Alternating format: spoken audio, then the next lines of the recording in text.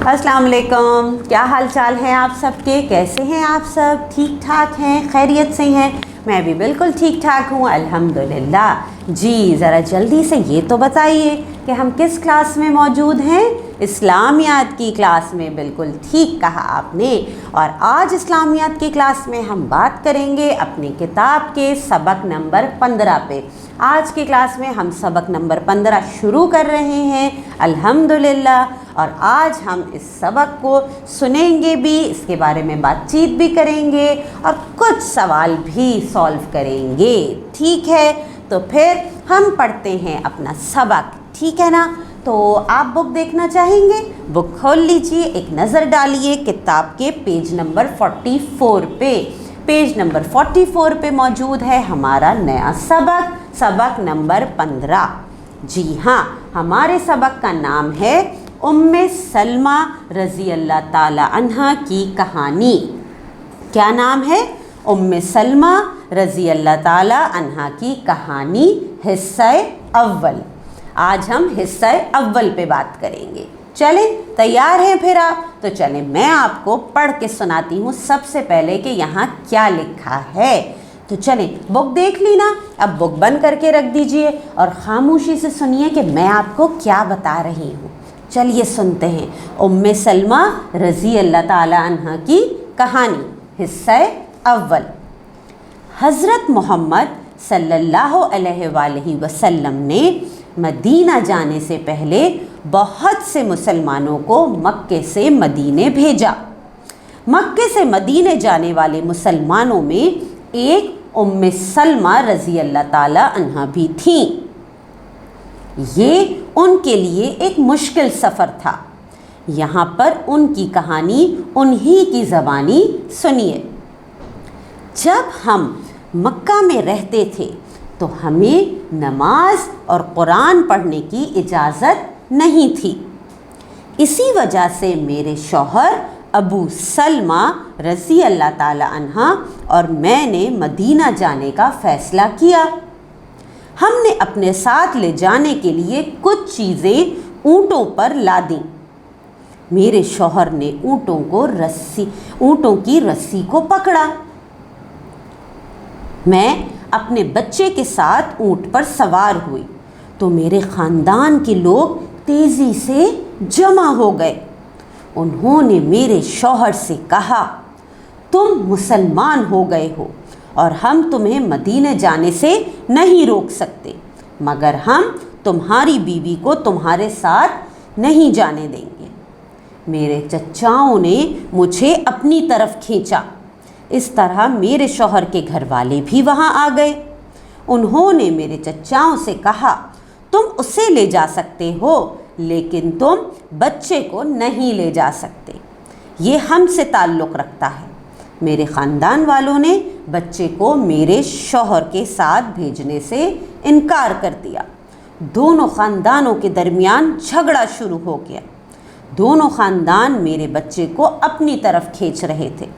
वो डर के मारे रो रहा था। उन्होंने इतनी सख्ती से खींचा कि उसका कंधा उतर गया। आखिरकार मेरे घर वालों ने बच्चे को मेरे शौहर के घर वालों को दे दिया। आपने देखा, इस्लाम जब आया था, जब लोगों ने इस्लाम कबूल किया, उस वक्त अरब के जो पुराने हालात हैं, कितनी मुश्किल ज़िंदगी थी। जी, लेकिन मुसलमान कभी भी हिम्मत नहीं हारते थे। मक्का में जो मुसलमान हो चुके थे उन लोगों के लिए इबादत करना बहुत मुश्किल हो गई थी। इसीलिए हुज़ूर पाक सल्लल्लाहु अलैहि वसल्लम ने मुसलमानों को मदीने से भेजने का हुक्म दे दिया था। उनसे कहा था कि आप मक्का से मदीने चले जाएं। तो यहाँ पे उम्मे सलमा हमें अपनी कहानी सुना रही थी। हमने कुछ हिस्सा पढ़ा है, हिस्सा अव्वल पढ़ा है। अभी यहाँ पे कुछ सवाल दिए गए हैं, उन पे साथ साथ बात करते चलते हैं।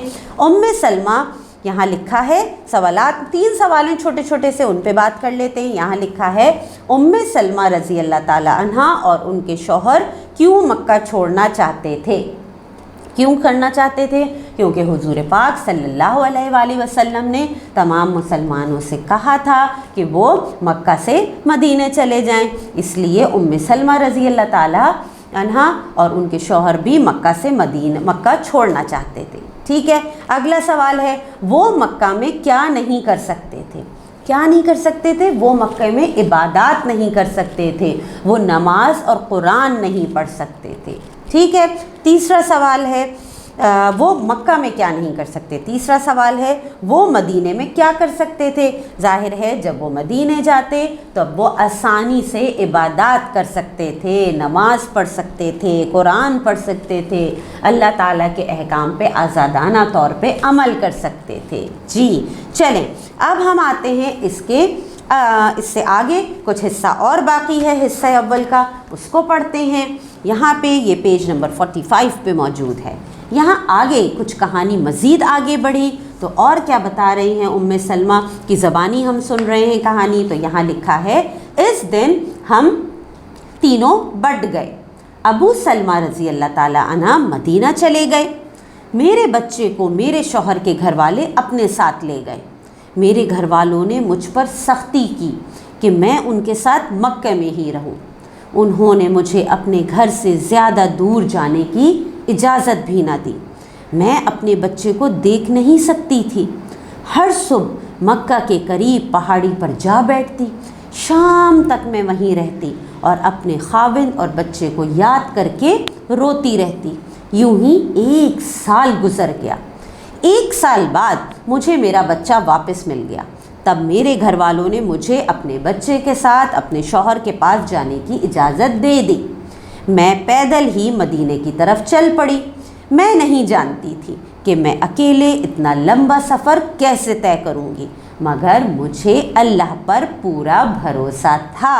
जी आगे हमने सुना कि उम्मे सलमा रज़ी अल्लाह ताला अन्हा, उनके शौहर और उनके बच्चे तीनों बढ़ चुके थे। ठीक है, तीनों अलग अलग हो चुके थे, उनका बच्चा भी उनसे जुदा हो चुका था। तो उन पे क्या गुजरी, वो मक्के में ही रुक गई, उन्हें आगे जाने नहीं दिया गया। वो किस तरह पहाड़ी पर जाके बैठ जाती थीं, रोती रहती थीं अपने शौहर को, अपने बच्चे को याद करके। लेकिन एक वक्त आया कि फिर उनका बच्चा उन्हें मिल गया 1 साल बाद, और फिर उन्हें अपने शौहर के पास जाने की इजाज़त दे दी गई। वो अकेली पैदल निकल पड़ी सफ़र के लिए, लेकिन किसके सहारे? अल्लाह ताला के सहारे। अल्लाह पे भरोसा, उनका यकीन पुख्ता था, वो अल्लाह पे यकीन रखती थी, इसलिए वो अकेले सफ़र पे निकल पड़ी।